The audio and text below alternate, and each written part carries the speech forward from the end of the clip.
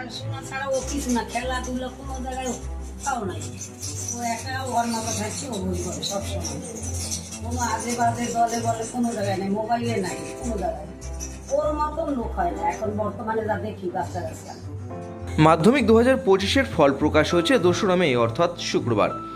রাজ্যে মাধ্যমিক 2025-এ প্রথম স্থান অধিকার করেছে আদৃত সরকার। তবে রাজ্যের বুকে প্রথম স্থান অধিকার না করলেও উত্তর 24 পরগনা জেলার স্বনামধন্য বিদ্যালয়গুলির মধ্যে বহু পুরনো এবং খ্যাতনামা বিদ্যালয় দত্তপুকুর মহেশ বিদ্যাপীঠ। সেই দত্তপুকুর মহেশ বিদ্যাপীঠের মাধ্যমিক শিক্ষার্থীদের মধ্যে প্রথম স্থান অধিকার করেছে সমাদৃত বৈদ্য। বয়স যখন 4.5 বছর, পিতাকে হারায় সমাদৃতের মা পিতৃহারা সন্তানকে নিয়ে চলে আসেন বামনগাছিতে তার বাপের বাড়িতে। সেখানেই মামা বাড়িতে পড়াশোনা, মায়ের অক্লান্ত পরিশ্রম ও মামাদের ছত্রছায়ায় বেড়ে ওঠা সমাদৃতের। বর্তমান যুগে আর 5টা ছেলে মেয়ের মতো মোবাইলে আসক্ত নয় সমাদৃত, জানিয়েছেন তার পরিবারের সদস্যরা। রীতিমতো 8 থেকে 10 ঘন্টা মনোযোগ দিয়ে পড়াশোনা করে দত্তপুকুর মহেশ বিদ্যাপীঠের ওই ছাত্র।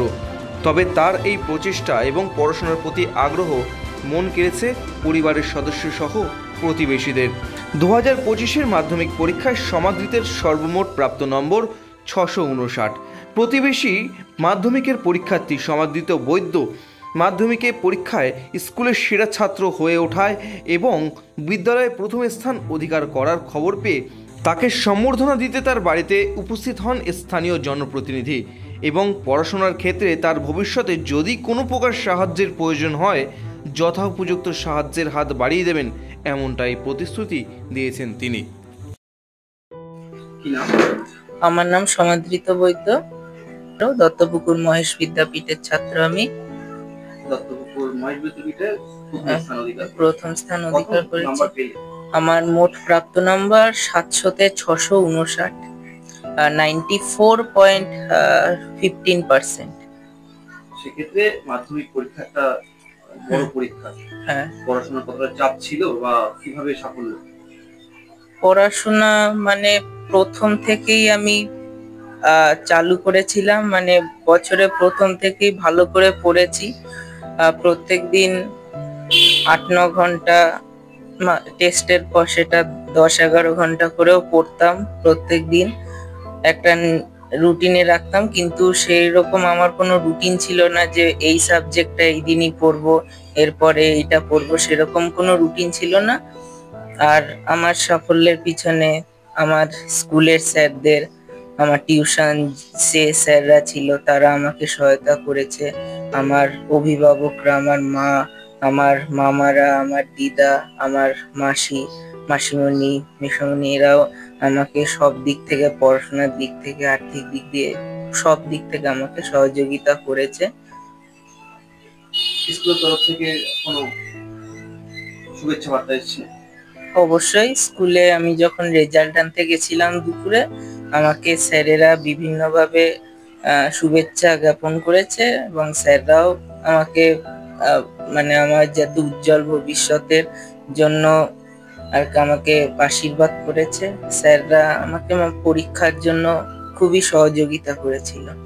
মাধ্যমিক পরীক্ষার আগে বিভিন্ন বইপত্র, বিভিন্ন ধরনের কোশ্চেন বাঞ্চ, প্রশ্ন বিচিত্রা, যেগুলো থেকে আমি টেস্টের পর প্রচুর সলভিং করতে পেরেছিলাম। মাত্র কয়েকটা নম্বরের জন্য একেবারেই জেলায় বা রাজ্যে এগোতে পারলে না, খামতিটা কোথায় ছিল? খামতিটা বলতে আমার টেস্টে কম উঠেছিল একটু অঙ্কে। এবার আমি টেস্টের পর সেই জন্য অঙ্ক আর ইংরাজি এই দুটো সাবজেক্ট নিয়ে প্রচন্ড খেটেছিলাম এবং সেটা ভালো হয়েছে। কিন্তু আমার মানে মেইনলি নম্বরটা কম হয়েছে, 15 নম্বর কম হয়েছে বাংলায়, মানে 100 আমি 85 পেয়েছি। সেক্ষেত্রে আমাদের স্কুলের মানে সকলেরই নাম্বারটা কম হয়েছে বাংলায়। এবং ভূগোলেও আমার প্রাপ্ত মানে আমার আশা ছিল 199 পাওয়ার, সেক্ষেত্রে আমি 193 পেয়েছি। সেটা অবশ্য আমাদের স্কুলের মধ্যে হাইয়েস্ট মার্ক, কিন্তু আমার সেটা 99 পাওয়ার আশা ছিল এবং বেঙ্গলিতেও আমার 92 থেকে 93 পাওয়ার আশা ছিল, যেটা 85-এ নেমে এসেছে। মাধ্যমিকের পাস আউট, এরপরে কি চিন্তা ভাবনা আছে? মাধ্যমিকের পর এরপর আমার নিট এক্সামটা দেওয়ার ইচ্ছা আছে। এতে ডক্টর হতে চাই আমি। ভবিষ্যতে ডাক্তার হ্যাঁ, ডাক্তার হওয়ার ইচ্ছা আছে। আপনারা যদি সকলে আমাকে আশীর্বাদ করেন এবং আর্থিক দিক থেকেও সহযোগিতা করেন, তাহলে আমি আমার স্বপ্ন পূরণের দিকে এগিয়ে যেতে পারবো। আপনাদের সকলের শুভকামনা এবং সার্বিক সহযোগিতায় আমাকে আমার স্বপ্ন পূরণের ইপ্সিত লক্ষ্য পূরণের দিকে এগিয়ে নিয়ে যেতে পারবে। খুবই ভালো লাগছে, কিন্তু ও প্রথম থেকেই মানে ফার্স্ট সেকেন্ডের ভিতরে হয়ে এসছে, কিন্তু যা নাম্বার পেয়েছে আর একটু আশা ছিল 96+ পাওয়া, কিন্তু যা পেয়েছে তাতেও আমি খুশি হয়েছি। আগামীতে আরো ভালো রেজাল্ট করুক এটাই কামনা করি। বর্তমান সময় তো সমস্ত ছেলেমেয়েরাই মোবাইল আসক্ত, হ্যাঁ, সেক্ষেত্রে আপনার ছেলে সে কেমন? না ও পড়াশোনা মানে ও পড়াশোনা করে, মোবাইলে কোনো আসক্তই নেই। ও পার্সোনাল আমার মোবাইলও নেই, বড় মোবাইল ছোট মোবাইল। ও মামাদের কাছ থেকে একটু যেটুকু পায় সেটুকুই, মানে স্যারেদের যে টিউশন মাস্টারদের হোয়াটসঅ্যাপটা এইসব একটু ফলো করে, কিন্তু ওর মোবাইলে কোনো আসক্ত নেই, গেম টেম খেলা বা অন্য কিছু। ওর ছোটবেলা থেকে স্বপ্ন ছিল মানে ও টিচারের লাইনে, কিন্তু এখন একটু বড় হওয়ার পরে ও ভাবছে যে নিট নিয়েই পড়বে। আমারও ইচ্ছা এটা।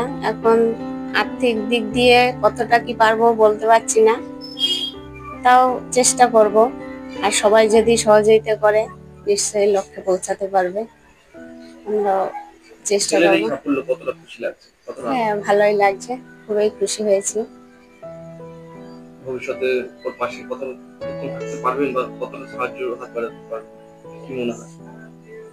ওর যে স্বপ্ন সেটা সম্পূর্ণ করা সম্ভব হবে? চেষ্টা করব যতটা সম্ভব। এখন তো ভবিষ্যতে কি হয় বলতে পারছি না, আমাদের আর্থিক সমস্যাও আছে একটু একটু বলতে কি খুবই সমস্যা। মানে ও মামা বাড়িতে থাকে, আমার মানে শ্বশুর বাড়ি হয়েছে বাগুইহাটি, ওখান থেকে চলে এসেছি। ও খুব ছোটবেলায় 4.5 বছর বয়স ওর, তখন বাবা মারা গেছে। তারপর থেকে ওখান থেকে শ্বশুর বাড়ি থেকে চলে এসেছি, ওখানে আর থাকি না। তারপরে আমার হার্টের অপারেশন হয়, এখানে থেকেই দাদারাই অপারেশন করেছে।